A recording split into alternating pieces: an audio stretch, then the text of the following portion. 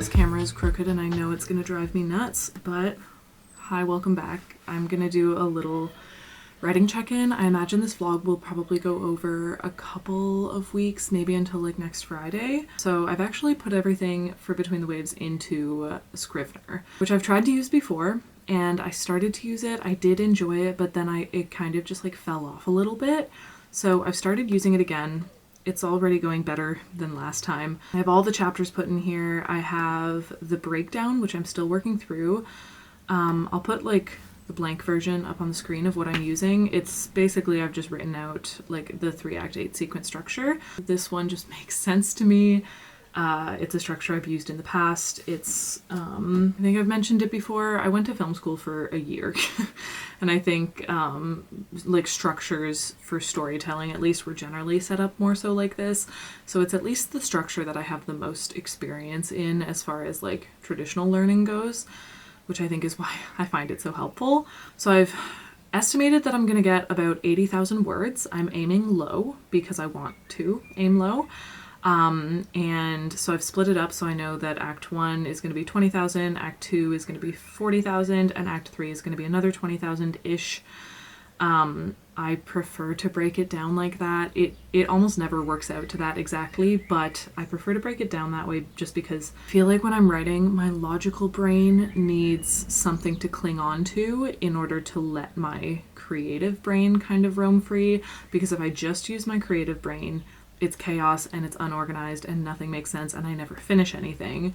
But if I just use my logic brain, then the creativity is just not there and I feel like nothing's working, and like formulaically it makes sense, but I have no like spark for it. So I always need a balance between those two, which is why I do these little things that are very structural, and then as long as I set up a structure like that I feel confident with, the creativity has the freedom to flow, which is great.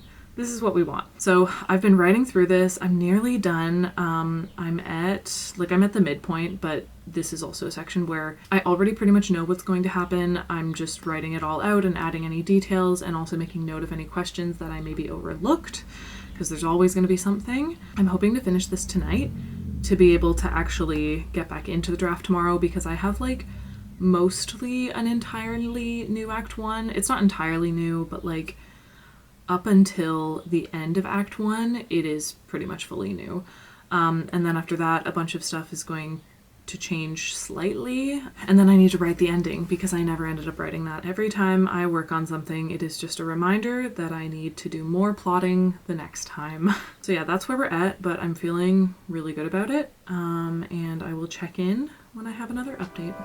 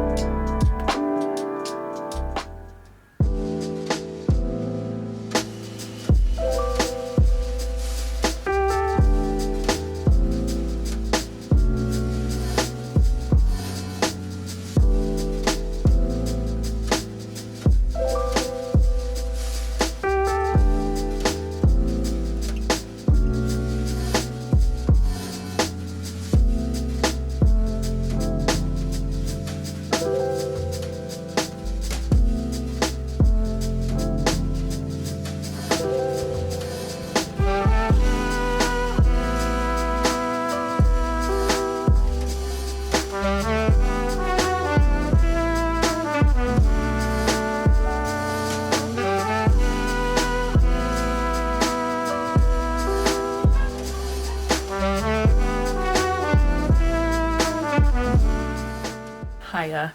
Just here to do another little book haul, even though I just made a video about minimalism and talked about how often when I fall off the train of minimalism, it's because I've bought books. There shouldn't be a justification, but I would just like to say that given I've been in Holland and I don't really have access to a library here, especially like a library that has books in English because my Dutch is not good enough to read the novels that I read. I think that the few books that I have bought while being here is not too big of a deal. When I go home, I'm not going to be buying books. I'm going to be getting them from the library or the little free libraries. So I feel like it's not a huge deal that I've bought a couple books while I'm here.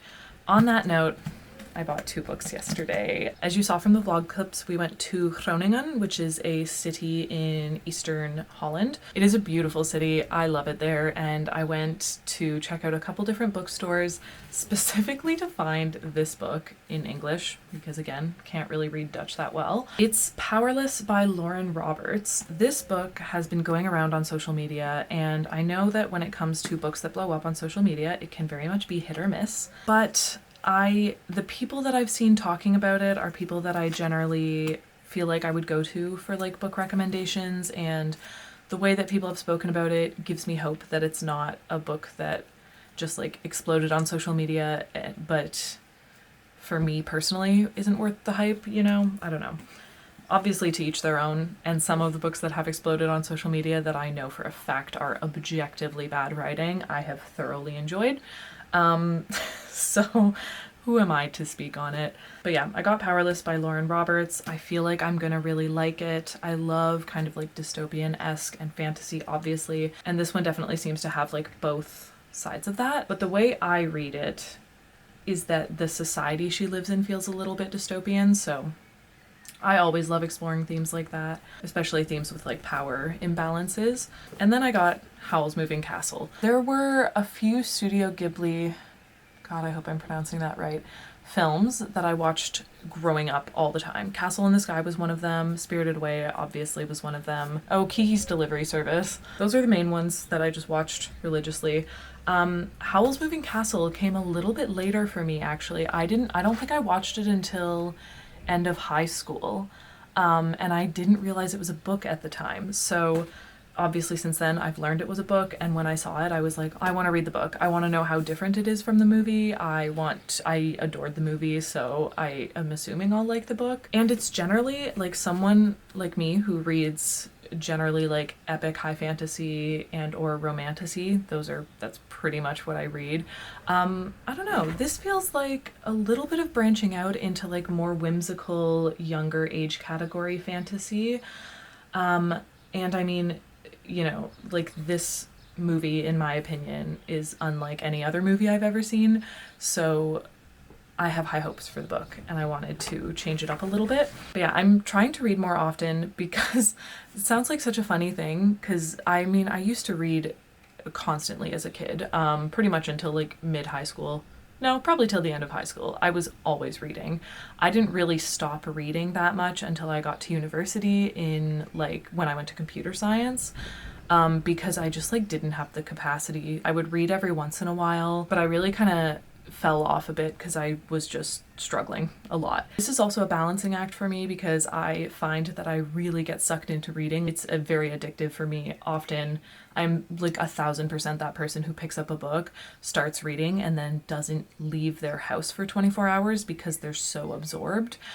So there is a balance. Too much of a good thing becomes a bad thing.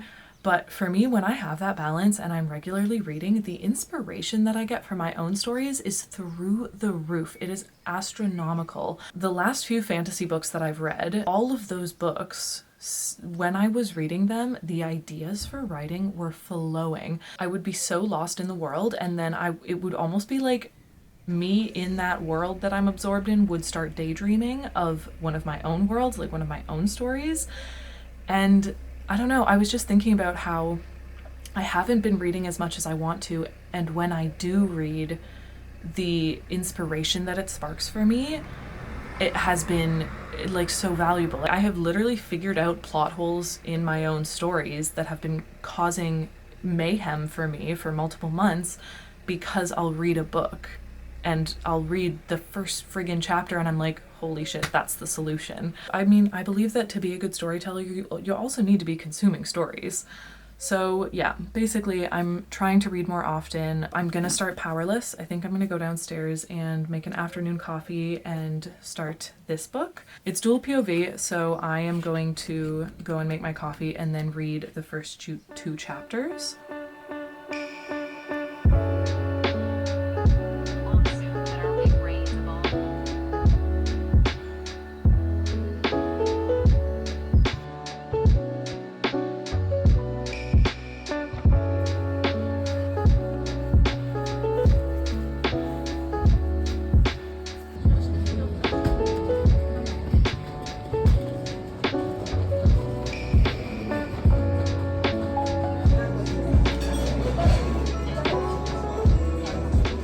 sure you can see the mess behind me. Don't mind it.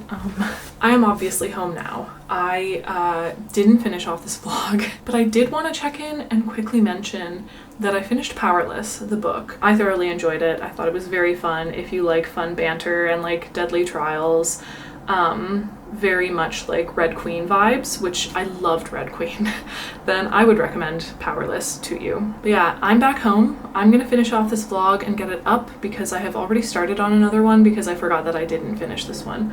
So I hope that you've enjoyed. I'm excited to get into more updates on my own writing, which will be in the next vlog.